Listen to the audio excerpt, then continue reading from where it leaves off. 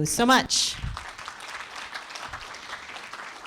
All right, I'm going to move around a lot because I hate standing still when I'm doing this, and I want to engage with all of you as much as possible. You'll notice, by the way, I had a title update that tells you how long ago I submitted. I got this title updated in like June-ish, so it doesn't mean my day job's really any different. They just finally acknowledged like all the things I've been doing. So this is our basic agenda. I'm going to give you a little background about me, and then I'm going to give you background about this talk, because I want you to understand where it came from and that it's not just like some random concept I had. That's going to lead to talking about defender assumptions. And as defenders, we often make some pretty fantastic assumptions about how things are working or they're supposed to work that really are a detriment to us. And we'll see why that's problematic and what my solution essentially is to that, which has to do with immersion in offensive security. And, you know, spoiler alert, that doesn't mean you change jobs or that you have to go get some, you know, wacky certification. So don't worry, we're not talking about that kind of level. And then we'll have a little summary. So this is a little bit about me. My handle is Investigator Chick. There's a C missing because Twitter only likes so many characters, but it's the same basically on everything, Mastodon, Blue Sky, whatever. I do a bunch of stuff. I speak in a lot of places. If you want more info, you can talk to me later or look me up. I don't like to spend a lot of time there because that's not why you're here. So the background of this talk, and the piece that I think is the most interesting for how I got here, meaning how did I get this idea? Where did all of this come from? Well, where it came from was I was a standard defender. I had started in the support space. I did, you know, phone support, I did desktop support, I did server support, I did some basic networking work. And we all in that space are responsible for essentially defending our folks. I mean, that's, you know, regardless of what your role is, those are all pieces of defense. And then at some point, I started getting interested in incident response and forensics, and I started working with a friend of mine who was doing, you know, very early work at looking at worms and viruses and cleaning up systems, and that's really how I got interested in the more traditional security space. When I finally made the move into security, I knew what traditional security folks were taught. We're taught best practices. How many of you in here would you say are folks that do some form of defense? And how many of you would do some form of offense? A few. Good. I like a mixture, and you'll see why. My friends out here who are offensive security folks, I'm going to say a lot of things like, does this sound familiar? And most of the time you're going to go, uh-huh. And I'm going to do the same with the defense folks here. So anyway, here I am working in the traditional defense space. So for those of you in defense, you're taught things like best practices, yes? Yes. And those best practices include things like patching and vulnerability management and some of the things we've talked about today, right? And all of that is good stuff. All of a sudden, I got the opportunity because the university decided that they wanted to offer a course. And the course was supposed to be an independent study for our students to learn something about CCDC. How many of you are familiar with CCDC? Yeah, a good number of you. So for those of you who don't know about it, it's the collegiate cyber defense competition where students get to learn how to defend a network. It's pretty cool.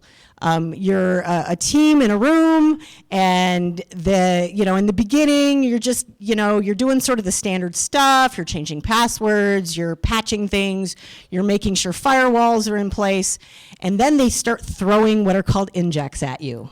And then it gets interesting. Then along with the injects, then the offensive security team starts throwing stuff at you, and it gets more and more complicated. And in the end, the world burns down because that's exactly what they want to happen in this scenario, okay? We had students who were very interested in competing, and we wanted to make sure that they had a way to prepare for that. So we got a bunch of industry folks together from offense and defense to sit down and say, how can we best move forward with this? I had been very unaware of offensive security. Kind of knew the idea, had heard words like pen test, red team, really had no idea what any of that meant. I knew what I had been taught as a defender, and that was it. So I met a guy whose job was in OffSec that day, and he now works for TrustedSec in a very high role. And but for a long time he did basic pen testing and red team engagements with them, and now he works in more of a research capacity. And but at the time I said to him, this is cool. I want to know more about offensive security. How can I learn more about what you do? Because I feel like I don't know anything about this. And he said, go to a B-Sides. And I said, what the heck is a B-Sides? Like, I'd never heard of that. Now, some of you probably have, because B-Sides Detroit was a thing, right? How many of you have been to or at least heard of a B-Sides? Yeah, a good number of you. So for those of you who are not familiar, B-Sides is a series of conferences worldwide that are loosely connected, basically with the idea of providing open environment education, collaboration. It's usually meant to be very inexpensive, very accessible to as wide a population as possible. And so I start looking up B-Sides, and I find out there's a B-Sides in Rochester. Now, I live in Buffalo. That's a little over an hour away, no biggie. I get myself a ticket, and I go to B-Sides Rochester. And I walk in the door, and it was held at that point, it wasn't held in a place like this, it was held at what was called the German House. And the German House was like this big old former school or something. You walked in, and there was a space sort of like this with tables. There was also a theater, like an actual stage and everything. And then there were all these weird little rooms. You went down this weird staircase. It was a very unique space. But I walked in and I watched people playing with computers doing stuff. And I was like, and I'm fairly outgoing, fairly gregarious. And I sat down, well, what are you doing? And people started to tell me they were playing a CTF. What's a CTF? And they're telling me all about the CTF, right? And I went to some talks. And I didn't understand half of what I was listening to, but it made me more intrigued. And I asked a lot of questions. And everybody I talked to was very excited about what they did and what they were doing and the research they were involved in, even if it was just little tiny bits as part of a day job, but they were all eager to share. And I thought, wow, this is really amazing. And this is really what began my journey to understanding what offensive security was all about. Now, the interesting irony is that I now run B-Sides Rochester. The folks there were so nice and so kind to me. In fact, in particular, one of the gentlemen who started the conference was so nice to me, I came back the following year and volunteered. And then got on staff, and consequently, I now run it. But the point is, I felt like I found another world. It really was this unique space, unlike anything I'd been to before. I'd been to Microsoft and other, conferences. I'd been to some InfoSec conferences, a lot less comfortable than I would say we are today. Conferences where people wear business casual clothing, right? That was kind of the space that I'd been in. And this, of course, was way more casual. And way more what you see now. And I was just intrigued. It was fabulous. Oop. Didn't mean to do that. All right. So that's what led me to this space. So I want to just clarify what I mean by offensive and defensive, right? You can read this. I don't need to read it to you. But the basic idea here that we're talking about is defensive is going to be the folks who are protecting things in whatever capacity, like I said, whether you're a network admin, engineer, sysadmin, desktop support, doesn't matter, any of the things. Now, I could go off on a tangent about how OffSec really is all about protecting those things too, but that will not provide the parallel I need here, so that's another rant for another time. This is what I mean by OffSec. I am not going to talk about pen testing, red teaming, all of those kinds of things very specifically, Because for those of you who do OffSec in the room, how many different ways can you define what a pen test is? Or a red team engagement? There are probably as many as there are companies that offer these things, right? So instead of trying to delineate specifically what each of those things are, I'm just umbrellaing all of them under OffSec. Okay, so these folks are testing the defenses that defenders put in place, whatever those defenses are.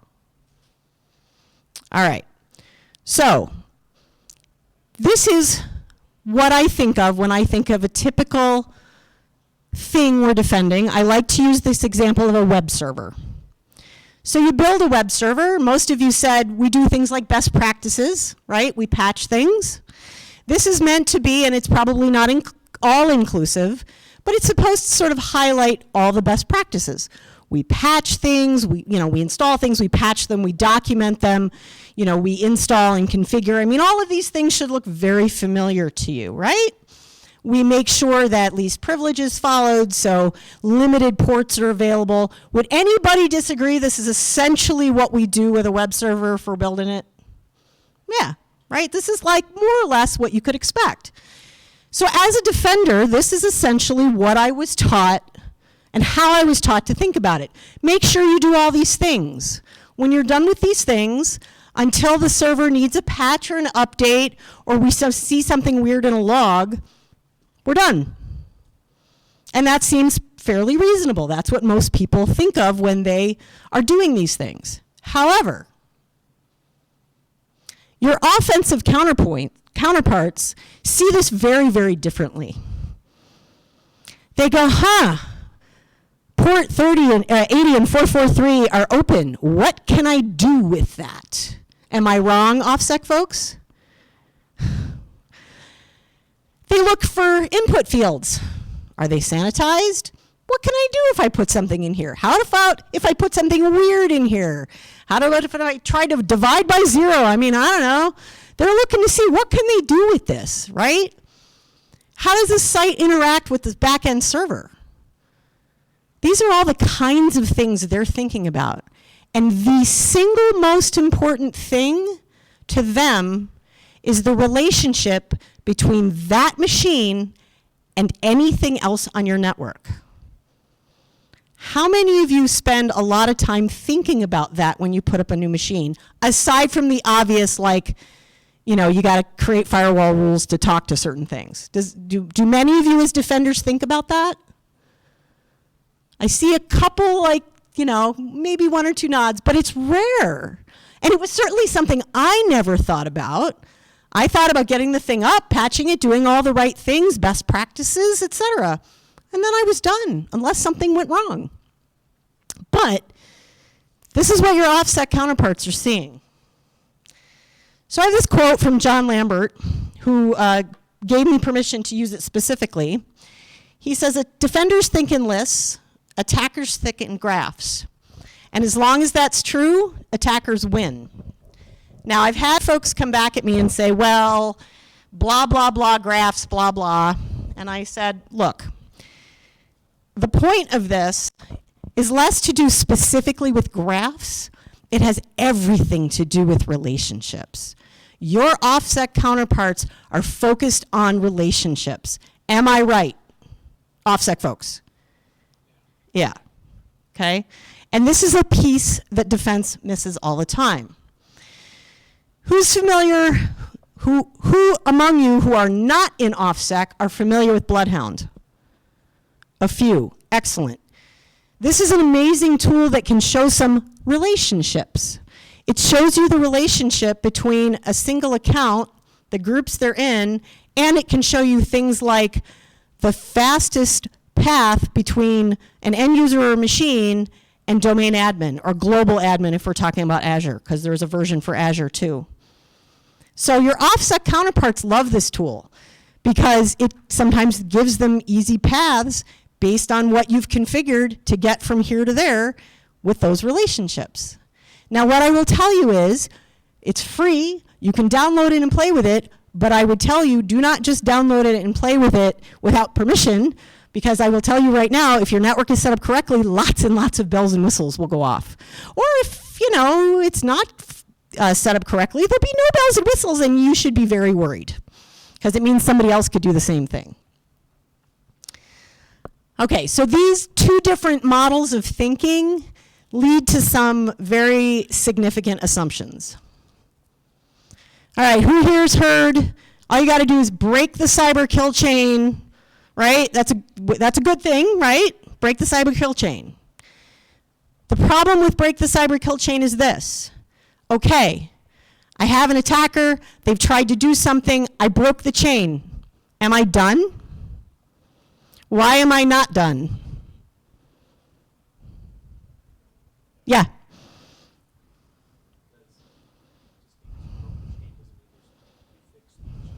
Just because you broke the chain doesn't mean you fixed the issue. Keep going.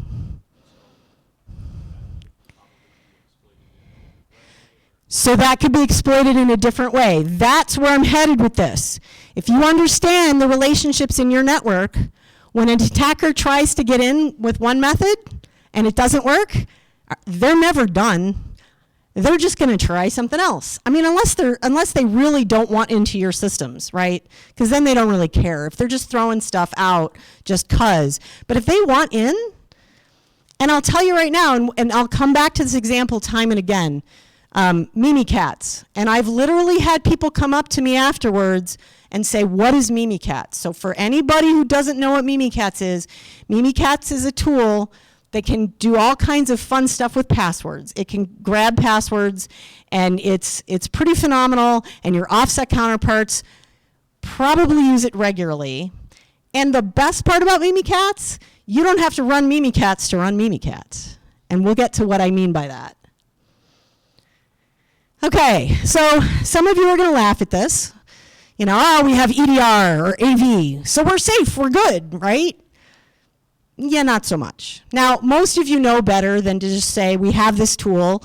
I know several of the talks today have mentioned the fact that often it's not configured correctly, and that winds up being a problem.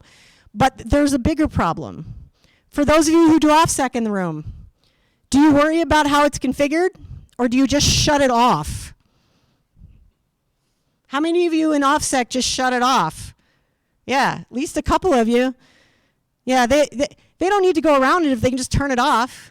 And how many of you defenders have an alert that says our EDR isn't on anymore? Like a couple people, right? So be aware, your attackers are like, you're running this, I'll just turn it off and go and do what I'm doing. Because it's very, very doable. And there are groups of people, some legitimate, some not so legitimate. Their sole purpose is to research different brands of EDR and AV to figure out how to do that. That is what they learn. That is their sole purpose in that space, is let's get around it. So it doesn't matter what you have. It doesn't matter how great it is. It doesn't matter if it has tamper protection. There's ways around it. And if you don't even want to deal with it, there's other cool stuff you can do. Who's familiar with what a lol bin is?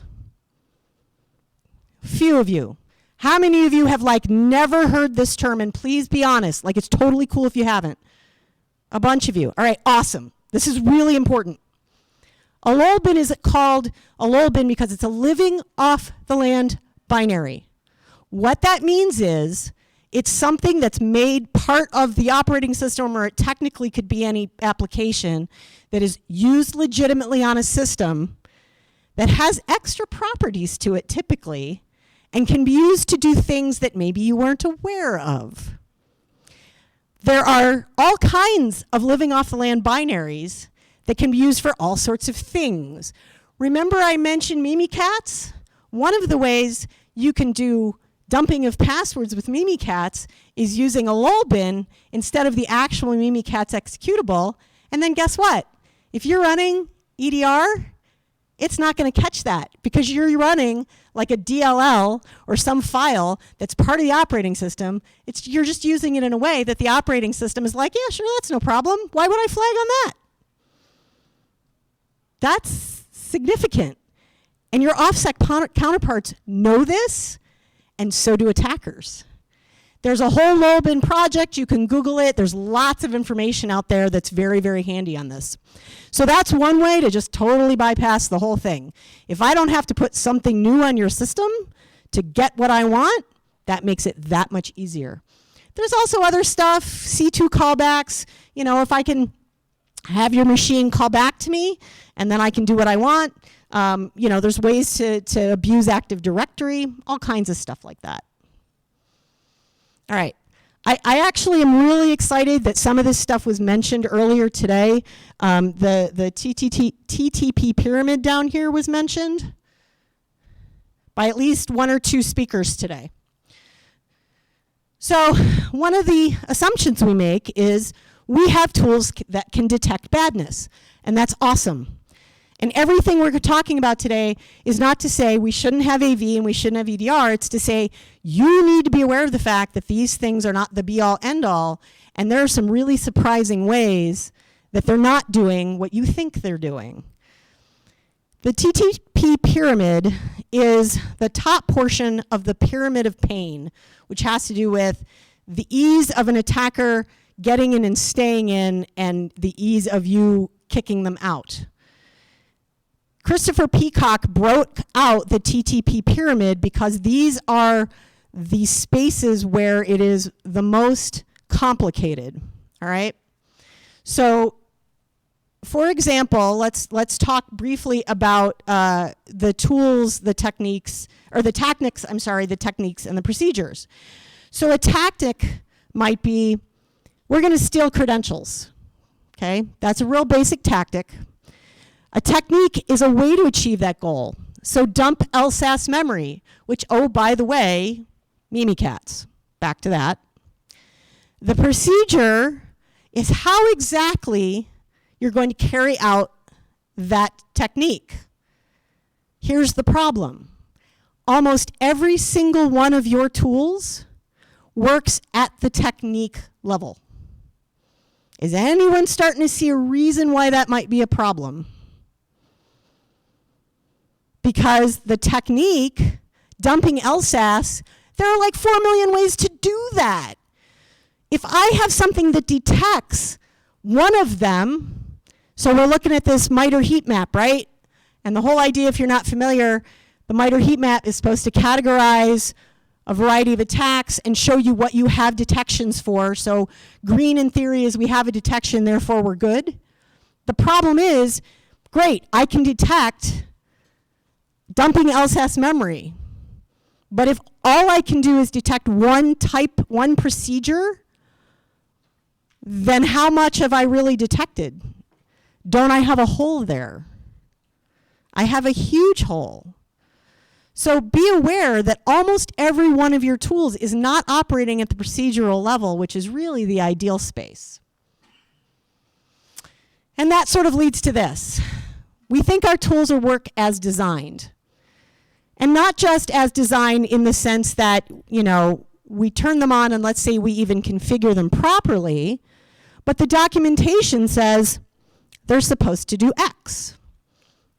For example, Microsoft's 365 Defender space is supposed to block dangerous drivers, their Defender product. So Will Dorman, who's a researcher, has done a ton of research, and this is ever evolving. So if you're curious about this, go find, he's got blogs and posts about this. But this is pretty awesome. When he first started looking into this, the block list wasn't even enabled. Just not even at all. Microsoft since has gone mea culpa, and they've enabled it. And they've added some things to it. But they've made no actual provision to keep it updated or had a process in place. That seems like a little bit of a problem. So, this is just one example. And he has continued to do this research, and every time I turn around, he's got some new little tidbit. Now, he's in that OffSec space. And he's got, like I said, a lot of really interesting things to note about the fact that Microsoft claims in their documentation straight up, this is how this is supposed to work, and he's tested it, and guess what? That's not how it works. Another researcher who I had the pleasure of meeting this summer, Olaf Hartung, what he discovered with MDE, And I'm only picking on MDE because these are some common examples and lots of folks use it, but this is true of pretty much any product that's out there. So what Olaf discovered, the way that MDE does its thing, right, is that it gets telemetry. It gets information in. And most of the way it gets that information in is there's stuff set in the registry that if it trips that bit, it writes something and it knows, MDE knows the bad thing happened, and that's how it detects it. What he discovered was, for some of the detections, the things it was supposed to detect, by default, the bits weren't set in the registry. So if you didn't have the bits set, it's not going to detect those things. And he did a talk at Wallace Hackenfest a couple years ago about that. All right, now, please tell me that I'm not the only one who reads this and laughs. Like, yeah, we have MFA, therefore we're not phishable, haha. I think most people are well aware of the fact that just because you have multi-factor authentication does not mean you are not phishable, right? There's ways to get around that. Legacy protocols make it particularly easy. Unexpired passcodes is one I find a lot of folks don't know about, so I'll mention it. Most folks print out these passcodes so that way if something goes horribly wrong, they have a way to recover. The problem is those passcodes are typically good forever. That means if someone else gets a hold of them, all bets are off till a new set's generated. Did you have a question? Yeah.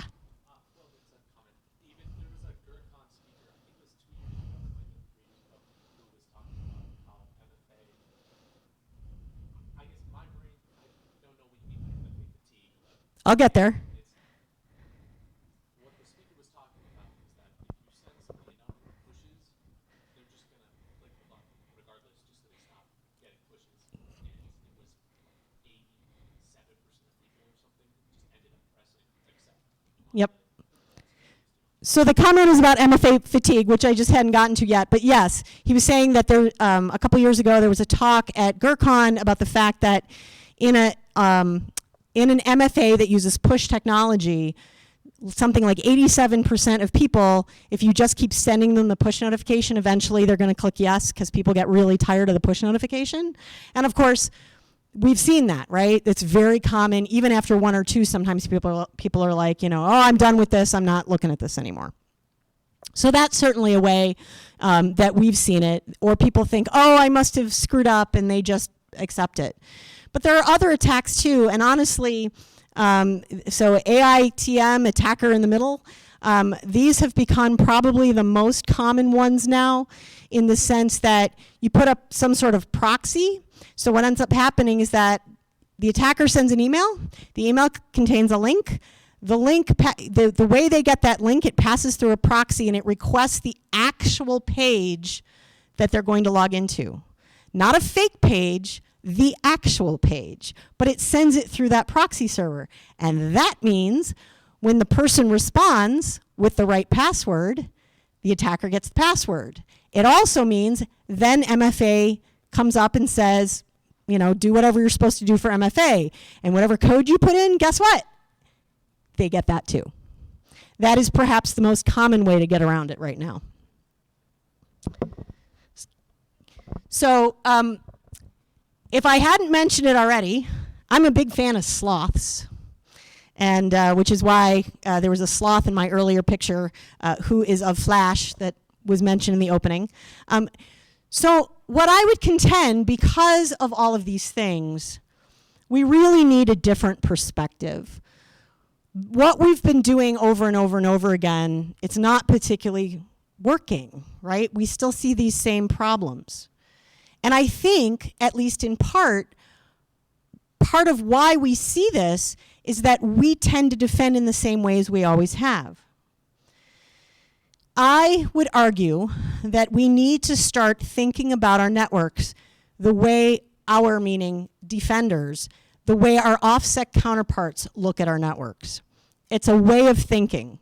I get people who say something about purple teaming all the time. And purple teaming's awesome, but it's not the point of where I'm going with this.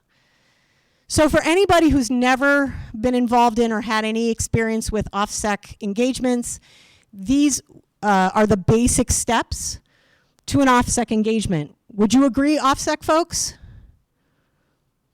You essentially have to pick your target, right? Who are we attacking? Or what are we attacking? And then they have to figure out how they're going to get in and how they stay in and then how they move around within that environment, how they're going to take data out, and then what happens, you know, if and when they're discovered. Does that sound about right generally for an OffSec? I'm seeing some nods, yeah. So how do you get this mindset? Well, first you have to find some folks. All right, remind me, who does OffSec? All right, these folks raising their hands, they're an OffSec. You found some. Coming to conferences like this is a great way to find those people. But it's not the only way.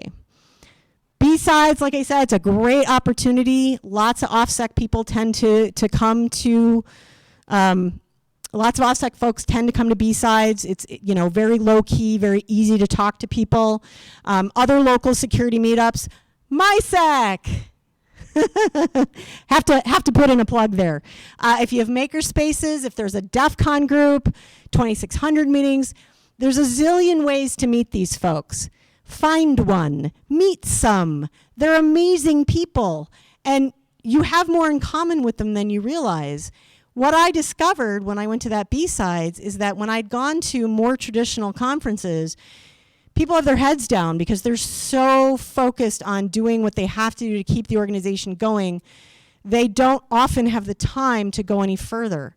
But your OffSec counterparts often have time to do things like research and hang out and learn things from each other, and they love to teach people. Not all of them, because I know there's some that don't, but a lot of them. Even traditional security communities, I was a member, well, I'm technically still an ISSA member. We had some OffSec folks that joined the ISSA chapter. So really, it can be anywhere. And online communities, too. So another thing is to find some training, if you can. Some conferences have training. I unfortunately need to pull Circle, because Circle CityCon is no more. But there's lots of conferences. GORCON often has training beforehand and during, but these are some other places. Security companies. Anti-Siphon is the teaching arm of the Black Hills folks. Trusted Sec, Offensive Security, and I have to mention SANS, even though it's like $1 zillion. There's some great online options if you're not familiar with these. Hack the Box, Try Hack Me, various CTFs. There's lots of like YouTube channels, and even higher education. So what I'll tell you is, all of this started because I was trying to help with CCDC. Well, RIT started CPTC, which is the Collegiate Pen Test Competition. So we now have a competition where students have to be the pen testers, and they have to test the organization looking for flaws. So students are actively learning how to work in that space. And even if they don't go that direction, it begins to teach the skills and the mindset of the people who do. And I've been involved with that for 6 or 7 years now. So there's lots of ways to find that training. Now, something else that's really important is understanding intel. So tradecraft intel, the idea behind tradecraft intel, tradecraft is the stuff that you learn from experience about your particular trade. And in this case, we're talking about offensive security, right? So where do you learn how they do their thing? Well, you learn it from the researchers who figure it out.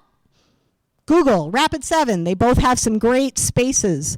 You can get into a variety of communities. Discord, Slack, MySec, of course, is on Discord, if you didn't already know that. And we've got some folks in that space, and that's one place you can, learn about tradecraft intel, learn about how they do their thing, how they think about things, how they, actively seek out knowledge and, do what they do. And of course, Twitter, Mastodon, Blue Sky, name your social media preference. Now contrast that with organizational intel. Organizational intel has to do with information about your organization specifically. If this is not an area that you're thinking about, you should be, because I'll tell you, Lots of companies love, love, love to put up things like internal wikis. That's great until an attacker gets to your internal wiki. And then all that stuff's ripe for the picking. But before they even get in, your OffSec counterparts know to look at LinkedIn. You put up a job posting for a network engineer, and then you list all the products that you use that you want them to have experience with, and your OffSec counterparts are going, woohoo, I now know what they use. And they're going to look for the vulnerabilities, and they're going to look for those connections, and they're going to look for those relationships, because that's how that works. So any kind of like LinkedIn, Pastebin's another great one. We find code snippets in Pastebin or passwords. It's fabulous, all kinds of good stuff. Have I Been Pwned can tell you, well, this password probably is out there somewhere, so I might be able to use it to get into your infrastructure. Woohoo! So be aware of what's out there for your own organization, because they do. Now, I am not going to read you this list of tools, and we are not going to spend oodles of time on these tools. I'm going to tell you, if you have not heard of any one of these tools, take a picture, and I will have the slides available afterwards. They're on my GitHub. You're welcome. But you should know every single one of these tools and what they do, because these are probably the best known tools that your OffSec folks use on a regular basis. It doesn't mean you have to know how to make each one go yourself. It means you need to understand what they're capable of doing, because your OffSec counterparts, they know because they use them, and so do attackers. They're typically, most of them are freely available, not all of them, but most of them, like Cobalt Strike, you can get for free in some nefarious ways. You also can get really badly infected from getting a version that way, but meh. So the point is, if you're not familiar with these things, you really should be. So what I ultimately learned when I went down this rabbit hole was, quite frankly, that defense, as I knew it traditionally, is really only half the story of security. The other half is what our offensive counterparts do. And if we don't know what they do and we don't understand it, and what they're doing effectively is mimicking what attackers do, then how in the world can we, as defenders, truly defend our stuff? You're missing half that story. Be very careful about assumptions, especially with any kind of controls you put in place. Test them. If you don't know how to test them, ask an OffSec Pro or start Googling, because I'm telling you, there's tests for almost everything out there. And just because you tested it today doesn't mean it will work tomorrow. I know Microsoft changes stuff like you blink and it's different, right? And, find some of those folks, learn what they know, learn their tradecraft and how they think about it.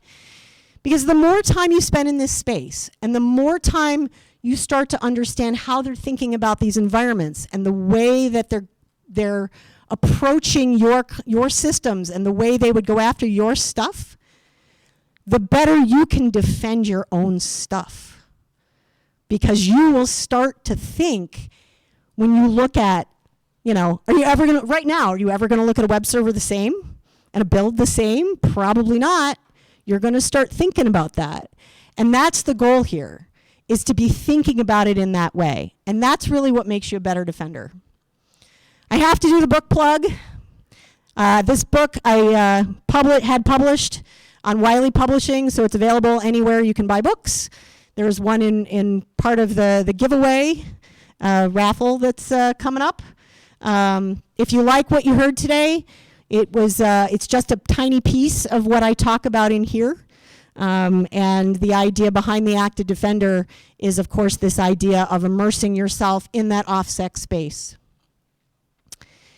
And I'll end with this quote, and then we should still have a couple minutes for questions. But I like ending with this quote because, honestly, I started out in the support side, and frankly, my original degree was in music industry. This was never a space I intended to be in, but I think it's exactly where I needed to be. And with that, who's got questions? Yes?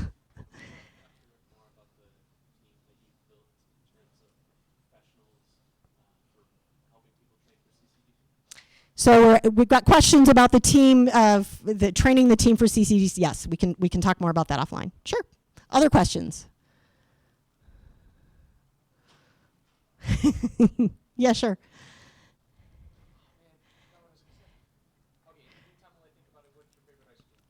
What is my favorite ice cream flavor? Probably coffee chip, a variety of coffee chip ice cream. And there's a variety, there's a zillion different kinds, right? Like Vienna Mocha Chunk is an awesome one.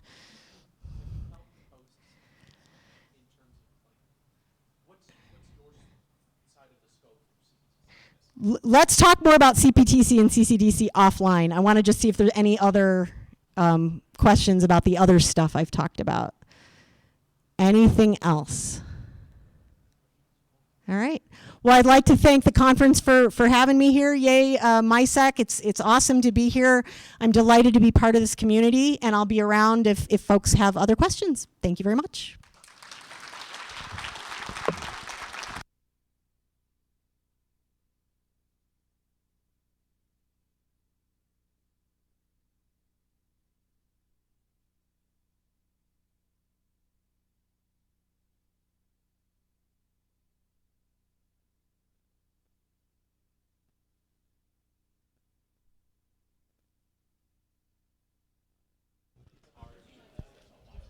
As always, I do have CTF points.